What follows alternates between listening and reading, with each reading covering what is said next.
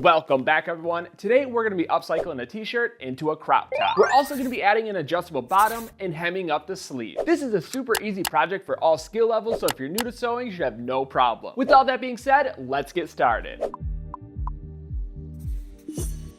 Getting started with supplies, you can use any t-shirt for this project. It doesn't matter the size, length, width, or even if it's already a pre-existing crop top. Because I'm going to show you how to crop this, but also take it in, so if it's a really large size and you don't want a baggy fit, we're also going to be taking it in. But anyways, moving on, the first thing we're going to do is figure out how far we want to crop this t-shirt up. And the easiest way to do this is just to put it on and see where it fits best. Once you found the spot, we're going to mark it with chalk, and then we're going to go down 2 inches from that mark and do another mark, and this will be for our hem. You want to give yourself enough allowance so you can roll the bottom edge over, creating a loop for your ties. Before you start cutting, make sure the t-shirt is laid out flat, and we're going to cut on the second mark. Separate the top and bottom panels, and for the moment we can place the top half off to the side, spin the bottom half around, and locate the side seam. We'll be using this bottom section for the ties, so cut directly on the side seam, going through only one layer. We're trying to make these ties as long as possible, so that way when we open it up, we have long enough ties that fit around the outside of the t-shirt. Next, we're going to cut 2 to 4 inch strips going the long way, and these don't have to be perfect. You can kind of eyeball it. You also don't need to turn this entire panel into strips. I ended up only using 2, but I'm also going to show you how to utilize all of them for a different look. When you have all the strips cut, there's a few different ways you can do this. You can roll those edges inward and add a stitch. If you do go this method, I recommend using a cover stitch sewing machine or a zigzag stitch. But since this is knit fabric and it won't fray over time, I'm going to go the easier route and stretch them really hard so that way the edges curl inward. And when you're done, they should look similar to thick shoelaces. So just go up and down the strips in sections, pulling really hard until all those edges are curled inward.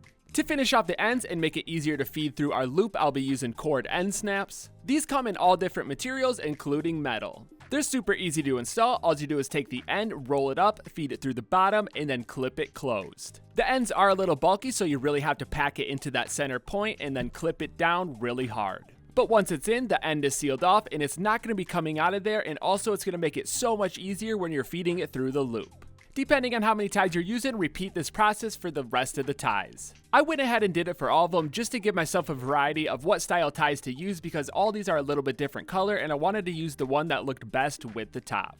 And real quick, if your t-shirt did have side seams, the opposite side seam will be hidden inside the loop, so you don't have to do anything to take care of it. But other than that, all the ties are complete, so for the moment we can place them off to the side and grab the top of the t-shirt. Before we start hemming the bottom, I want to first show you how we can take this t-shirt in to get a smaller fit. Flip the t-shirt inside out, locate the side seam, and before we just add a stitch and take it inward, we want to first de-hem the sleeve. And you don't have to de-thread the entire hem, you only have to de-thread about 2 to 3 inches away from the stitch. This will allow us to open up that seam, giving us room so we can stitch right through without stitching over the hem. If you're not too worried about the serge being exposed, then you don't have to de-thread, you can just stitch right through it. Then go ahead and repeat this process for the opposite side. Once you have both sides de-threaded, I recommend trying it on and seeing how much you want to take it in, because we're going to have to start at the bottom and then you taper up towards the sleeve. After making your measurements, go back to the inside of the shirt and chalk out your stitch path. Depending on your measurement, you may have to de-thread more of the hem to make room for your path.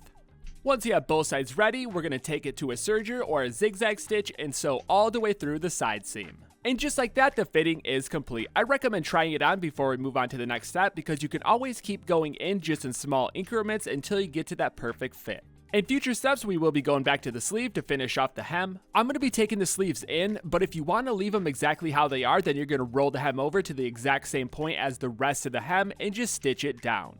But we'll get more into this once we start working on the sleeves. For this next step, we're going to move down to the bottom edge and start working on the hem. This is not going to be just a standard hem, we're going to be splitting it up into 2 sections by cutting right on the side seam up to our crop point. This is going to be the measurement you made first where you want the shirt to end. Repeat this for both sides so that way you have 2 separate front and back panels. There's a few different ways to do this when it comes to making the hem. You can roll it over twice to get a clean edge, or you can just roll it over once. I'm going to be taking the time to roll it over twice so it's nice and clean on the inside. If you are doing it this way, I recommend using pins so that way it's a nice even hem. Once you have all your pins in place and both sides hemmed up, we're going to stitch right at the top of that hem on both sides. Since we split this hem up into 2 sides, you can just use a regular straight stitch instead of a zigzag stitch. But if you have the equipment, it's best to use a cover stitch machine. But either method works great because the thread won't be stretched enough to break. Another fun thing to do is to reverse this to the opposite side so that way it's on the right side and you see this hem sleeve on the right side. But for this project I did it on the inside so that way you don't see it when we flip it right sides out. For the next step, we're going to grab the ties and you can pick out which ties you want to use and how many you want to use and simply just feed them through the loop. Pull the ties so you have even ends coming out both sides and that center seam is in the center of the loop. Repeat the step for the opposite side with the second tie. So in the end, you'll have one tie going through the front and one tie going through the back. And again, I only use 2, but feel free to use as many as you want. The more you add, the more you'll have hanging off the side for a different look. At this point, you can realistically do whatever you want with the ties. You can leave them hanging or you can tie them in a knot. I found tying knots on both sides makes it easier to cinch them tight and change up the style of the shirt. And that's really all it takes to make this adjustable crop top. It's super easy and you don't need a ton of supplies. And at this point, you can try it on, see how it fits, and give yourself notes for future projects if you need to make any adjustments. But moving right along, we're going to flip the right side out and move towards the sleeve. Like I said previously, if you're not planning on making adjustments to the sleeve, you can roll the hem back over and stitch down just the dethreaded section directly on top of the old stitch path. But I'm going to take it one step further and take the sleeve inward. I want to see the rolled sleeve on the right side of the shirt, so I'm going to be rolling it upward instead of inward. Repeat this step for the opposite sleeve and stitch all the way around the outside edge. To make it easier, I'm removing the base of the sewing machine so it turns into a cylinder bed. Typically, I'd recommend a cover stitch, but for this, there's enough fabric there so you can just use a regular straight stitch. And that does it for the sleeve. It's super simple. You can start out in small increments. You can sew a little bit in,